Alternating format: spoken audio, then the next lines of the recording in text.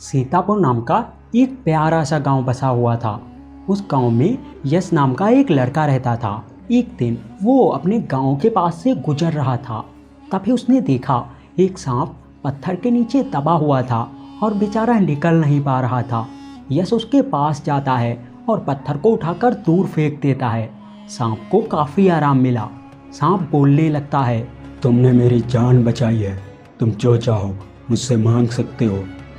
तो यश कहता है, मुझे पंख चाहिए जिससे मैं उड़ सकूं। नाग अपनी शक्ति से यश को पंख देता है। फिर नाग वहां से चला जाता है और यश भी पंख लेकर अपने घर की तरफ चल देता है।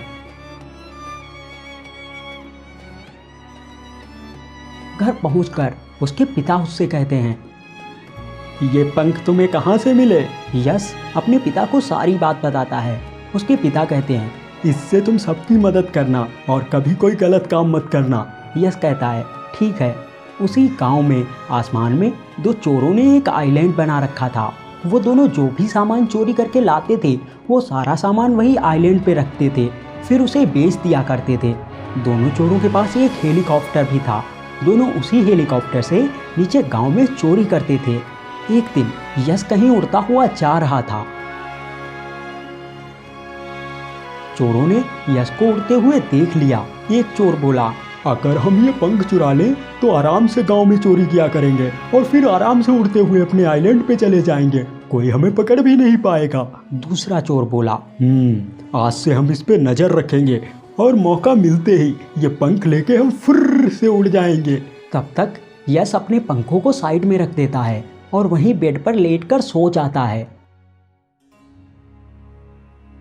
एक चोर चुपके से वहां पे आता है और पंखों को चुराकर चुपचाप वहां से चला जाता है। वो अपने साथी के पास जाकर बोला, पंख तो एक ही है, फिर हम दोनों उड़कर आइलैंड पे कैसे जाएंगे? इससे तो सिर्फ मैं उड़ सकता हूँ। हम ये पंख घर में लगा देते हैं, फिर हम उस घर के साथ ऊपर जा सकते हैं। दोनों चोर वो पंख एक घर में लगा देते हैं। पंख काफ़ी बड़े हो चुके थे और उसके अंदर बैठ जाते हैं। घर उड़ता हुआ आसमान में चला जाता है। अब रोज वो दोनों चोर उसी घर से चोरी करने के लिए जाते थे और वापस आ जाते थे। यश पंख के खो जाने से बहुत दुखी था। तभी उसकी नज़र ऊपर आसमान की ओर पड़ती है।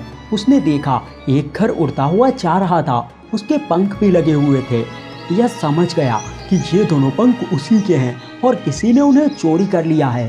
तभी एक चोर घर से नीचे लटक जाता है और वो नीचे गिरने वाला था। वो चिल्ला रहा था, अरे बचाओ, कोई तो मुझे बचाओ रे।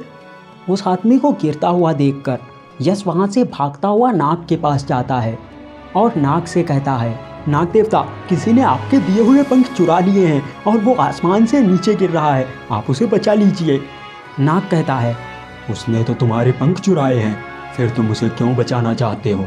यश कहता है, अगर हम उसे बचाएंगे तो शायद वो बाद में अच्छा इंसान बन जाएगा। नाग कहता है, ठीक है।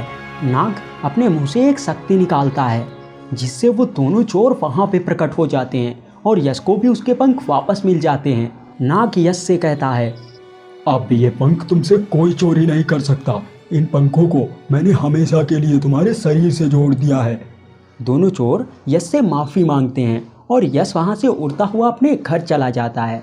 तो दोस्तों, आपको ये कहानी कैसी लगी हमें कमेंट करके बताइए, और अगर आप ऐसी और कहानियाँ देखना चाहते हैं तो चैनल को सब्सक्राइब कर लीजिए। पास वाले बेल आइकन में ऑल सेलेक्ट कर दीजिए। Thank you.